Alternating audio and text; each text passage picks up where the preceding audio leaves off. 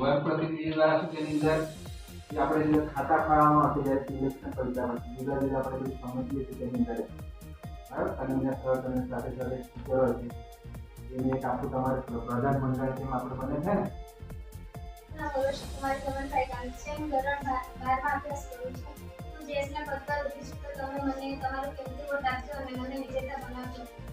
બધા કેમ છે મજામાં? મારું નામ તુલસીકુમાર સુનિલભાઈ ધોરણ 12 માં ભણું છું.